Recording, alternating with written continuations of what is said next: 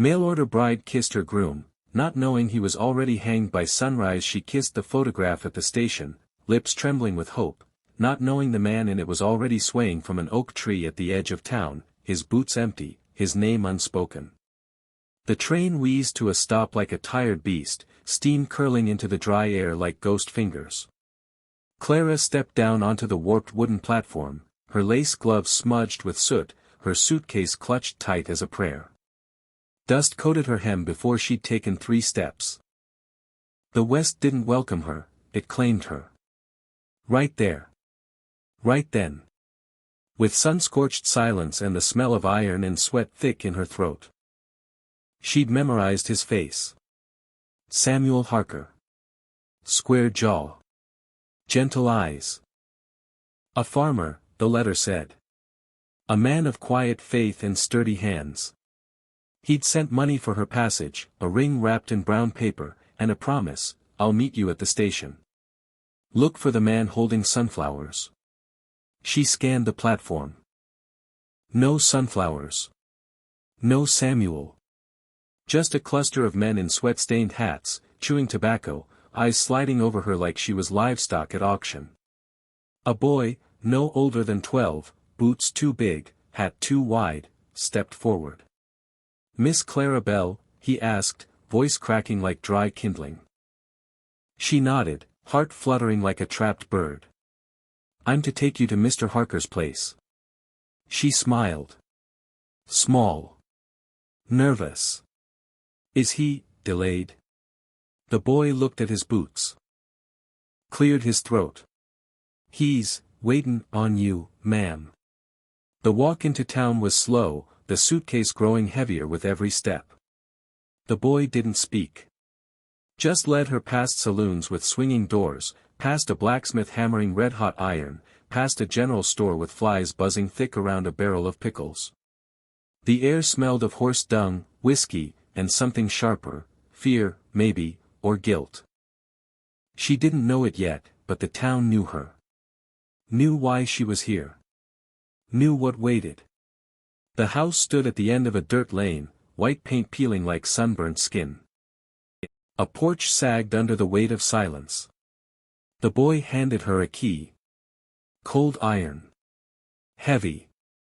Mr. Harker's inside, he muttered. She stepped through the door. Dust danced in shafts of light. A table set for 2. A single plate. A single cup. A coat hung by the door, wool, brown, smelling faintly of sweat and sage. She touched it. Felt the shape of shoulders that would never fill it again. Samuel, she called. Her voice echoed off bare walls. No answer. She found the bedroom. The bed was made. Neat. Cold. On the pillow, a pair of boots. Worn at the heel. Scuffed at the toe. And beside them, folded with cruel care, a noose. Thick. Rough. Still smelling of oak bark and rope burn. Her knees buckled. The boy hadn't lied. Samuel was waiting. Just not in the way she dreamed. She stumbled outside, gasping, the photograph clutched to her chest. The boy was gone. So was the town's curiosity. Curtains twitched. Doors clicked shut. Only the wind answered her now, whispering through the cottonwoods, rattling the sign above the saloon, carrying the distant, hollow clang of a church bell in a town with no preacher left to ring it. That night, she slept on the floor beside the bed.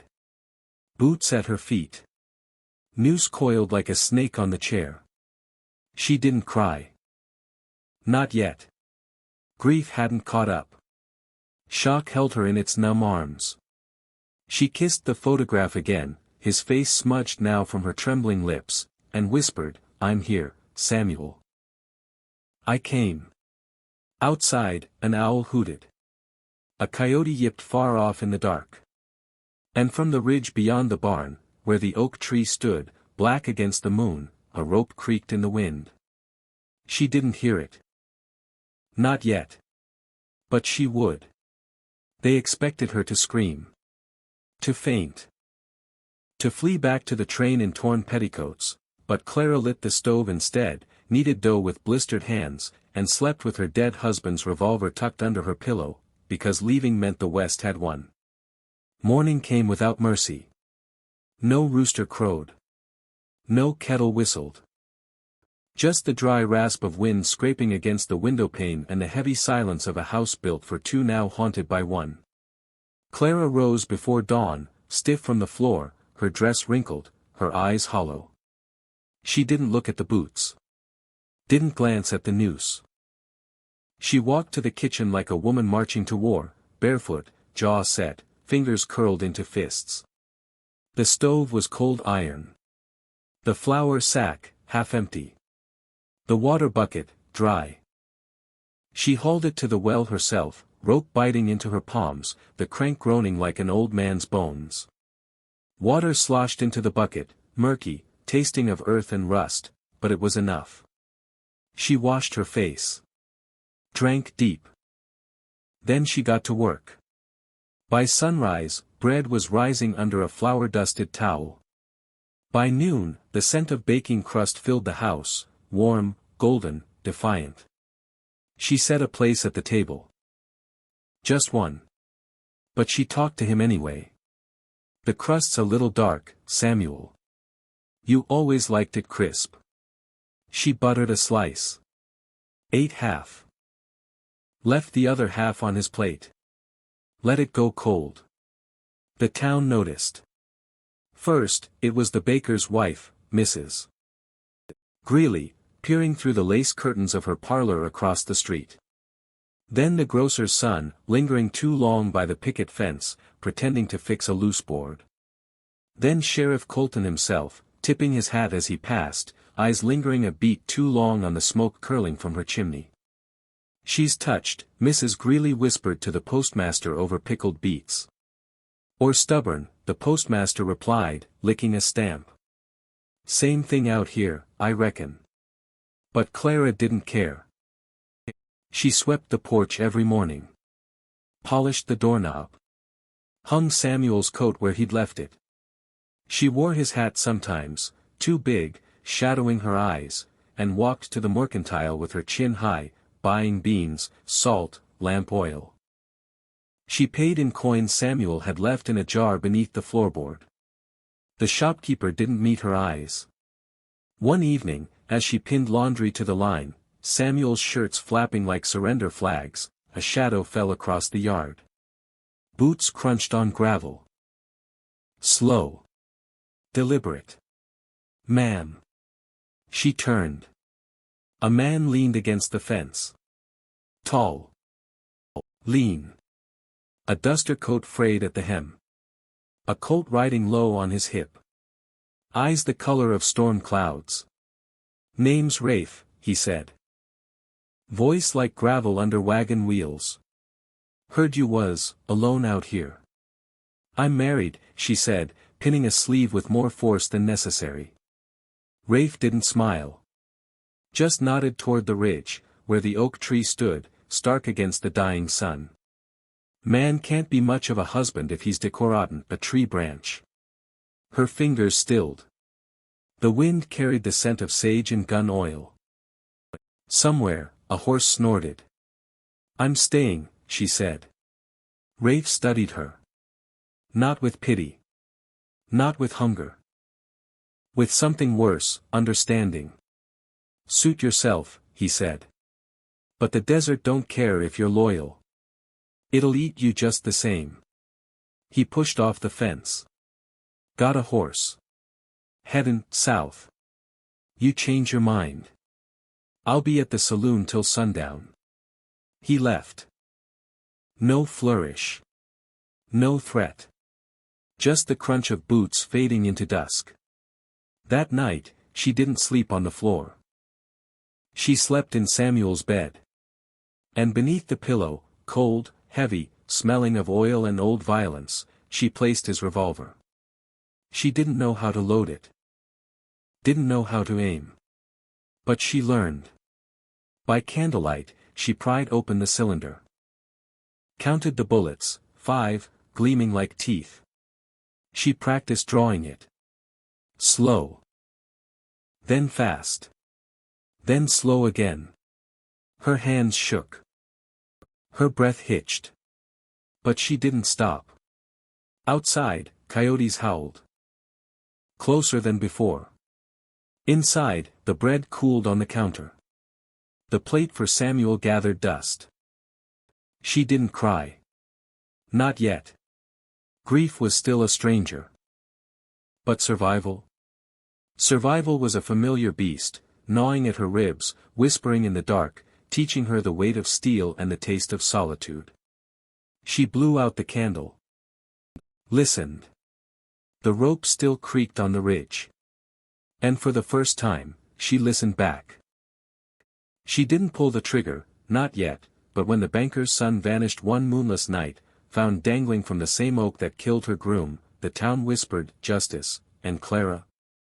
She just stirred her stew and smiled into the steam. Winter came late that year, but when it did, it came mean. Wind gnawed at the eaves. Frost painted the windows in jagged lace. Clara rose before dawn, as always, her breath fogging in the kitchen air as she coaxed flame to life in the stove's iron belly. She wore Samuel's coat now, sleeves rolled, collar turned up, and moved through the house like a ghost haunting her own life. Quiet. Deliberate. Unforgiving. She baked. She swept. She darned socks no feet would ever warm again. And every evening, after locking the door and drawing the curtains, she sat at the table with Samuel's journal, found tucked beneath a loose floorboard, pages brittle with age and grief. His handwriting was neat. Precise. Full of planting dates, rainfall tallies, and one trembling line near the end, "They say I stole the bank money. I didn't. But they won't listen. God help me." She read it 100 times. Then she burned it. Not out of anger. Out of promise. The town thought she was broken. Thought grief had sandpapered her edges dull. They didn't see the way her eyes lingered on Sheriff Colton when he tipped his hat, too slow, too smug. Didn't notice how she paused outside the bank when Mr. Greeley counted coins behind thick glass, his smile never reaching his eyes. Didn't catch the way she watched Preacher Hale pray over graves on Sundays, voice booming, hands trembling, the same hands that had signed Samuel's death warrant. She stitched their sins into quilts. Not metaphorically. Literally. She bought bolts of calico with Samuel's coins. Cut squares. Sewed them tight. And into each patch, hidden in the seams, tucked beneath floral prints, she stitched names. Dates. Crimes. Colton. October 3rd, took the bribe. Called it justice. Greeley. October 5th, framed him. For the gold. Hale. October 7th. Blessed the rope. Called it God's will. She gave the quilts away. To widows. To orphans. To travelers passing through. God's warmth, she'd say, pressing the bundle into their arms with flour-dusted hands. No one questioned it. Not until the first body dropped. It was Greeley's boy, Arlen, cocky, cruel, just turned 19. He'd laughed at Clara in the street the week before, tossing a rock that shattered her front window. Ghost bride, he'd sneered. Kissin' air and sleepin' with a corpse. They found him at dawn. Swinging. From the oak. Boots dangling 6 inches above frozen earth.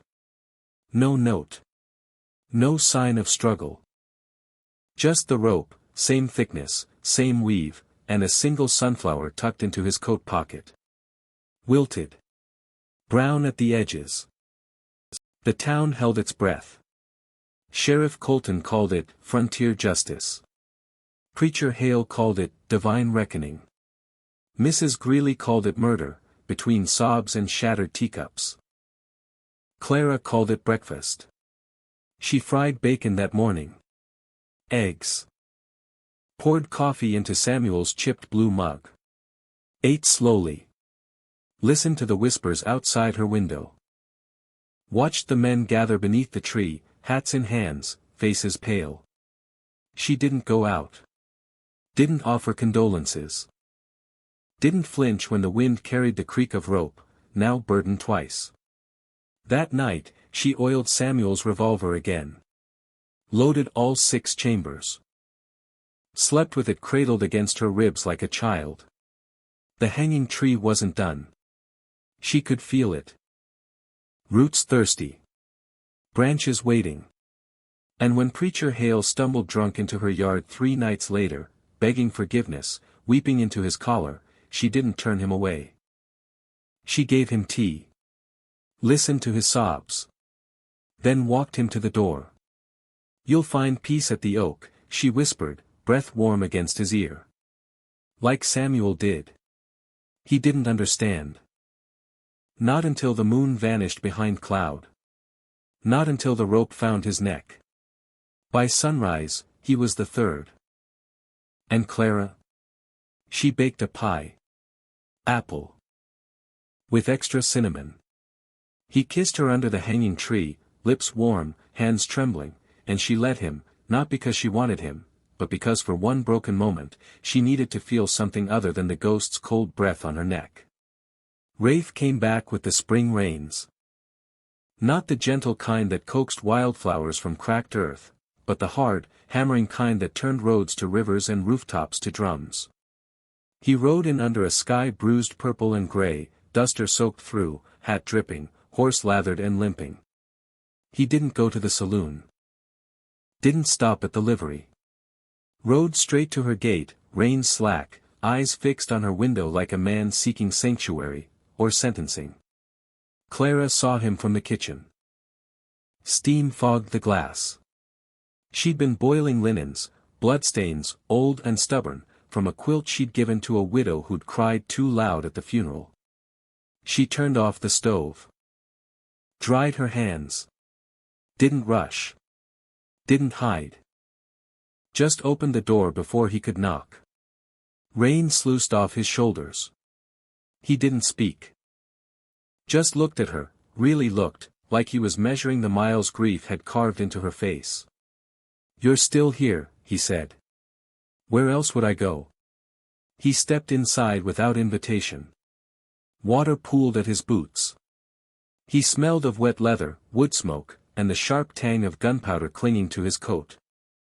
He didn't ask about the bodies. Didn't mention the tree. Just shrugged off his duster, hung it on Samuel's hook, and for the first time in months, the coat beside it didn't look lonely. She made coffee. Strong. Black. Poured 2 cups.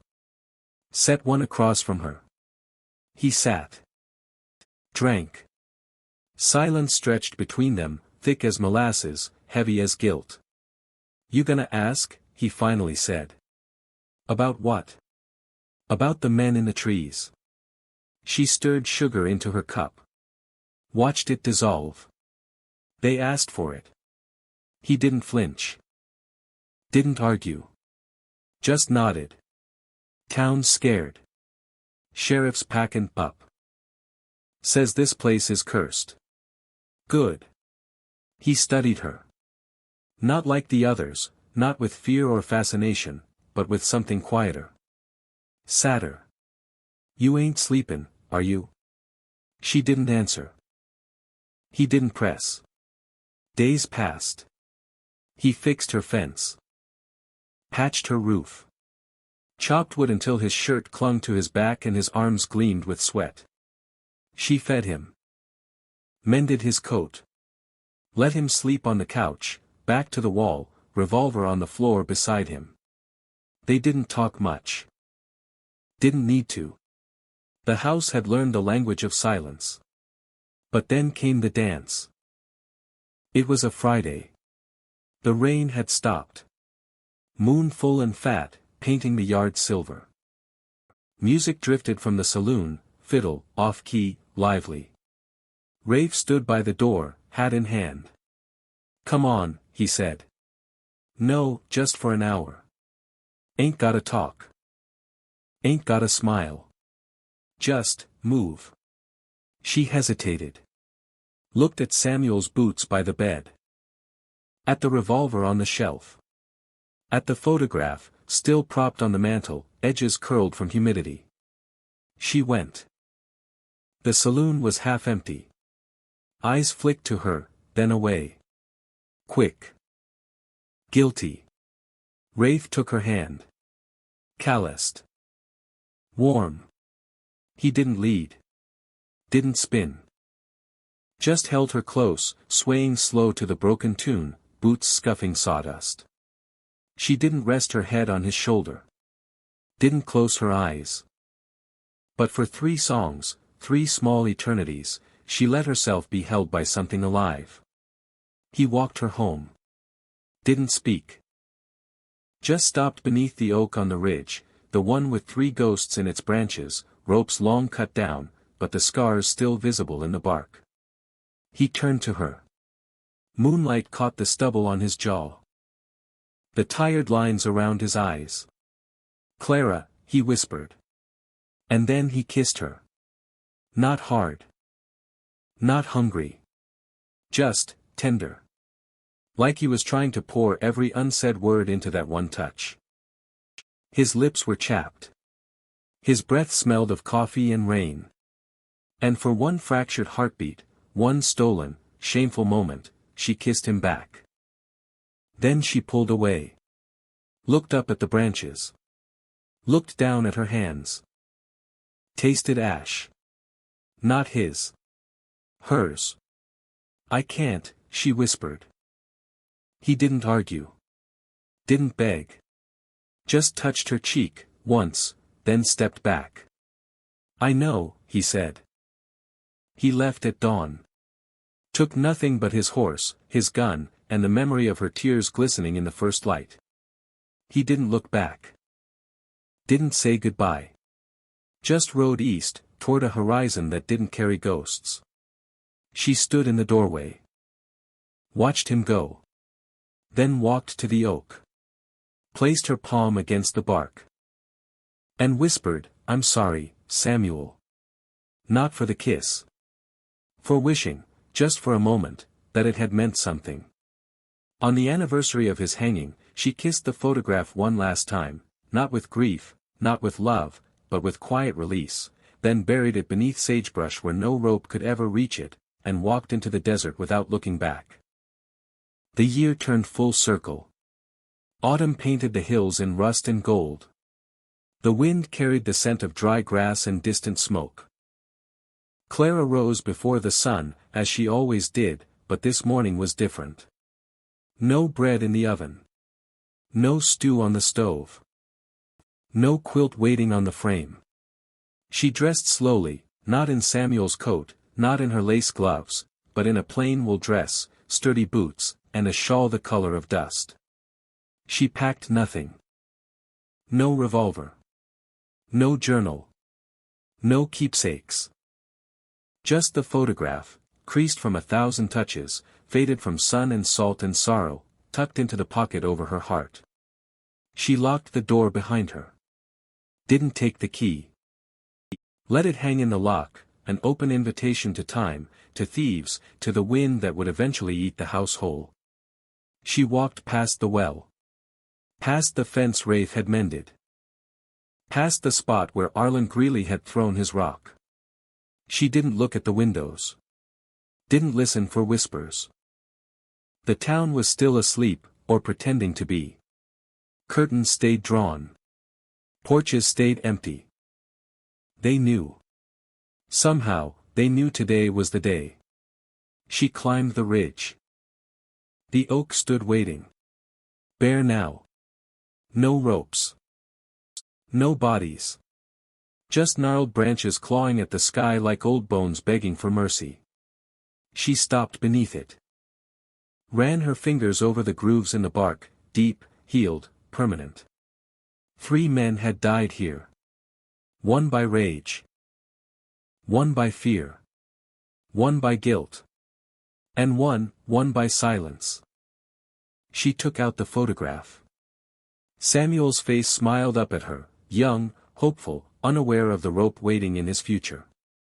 She traced his jaw. His eyes. The curve of his smile that had never met hers in life. I kept my promise, she whispered. I stayed. I remembered. I made them pay. The wind stirred. Tugged at her shawl. Coyotes yipped far off, not in hunger, not in warning, but in chorus, like they were singing her forward. She knelt. Dug into the earth with her hands, no trowel, no tool, just fingers clawing through dry soil and tangled roots until she had a hole deep enough to hold a memory. She kissed the photograph. Not like a lover. Not like a widow. Like a friend saying goodbye at the end of a long, hard road. Then she placed it in the earth. Covered it. Patted the soil smooth. No marker. No stone. No name. Just sagebrush already curling around the spot, silver leaves trembling in the breeze. She stood. Dusted off her knees. Turned her back on the tree. Turned her back on the house. Turned her back on the town that had sold her a corpse and called it destiny. She walked east. Toward the Badlands. Toward the sun rising blood-red over cracked earth and endless sky. She didn't run. Didn't cry. Didn't look back. Her steps were slow. Steady. Lighter than they'd been in years. Behind her, a door creaked open. A child pointed. A woman gasped. But no one followed. No one called her name. The West doesn't chase what chooses to leave. It only watches. And remembers. By noon, she was a speck on the horizon. By dusk, she was a rumor. By the next spring, she was a story. Travelers swore they saw her, a woman in a dust-colored shawl, kneeling by a campfire under a sky thick with stars, whispering to the wind. Miners claimed she saved them from a flash flood, then vanished before they could thank her. A trapper swore she left a loaf of bread and a canteen of clean water at his cabin, no note, no footprints. The town? It withered. Sheriff Colton left. The bank closed. The saloon went quiet. The hanging tree. Lightning split it down the middle one wild July night, clean as a blade. They say if you press your ear to the splintered trunk, you can still hear the creak of rope, and the echo of a woman's sigh.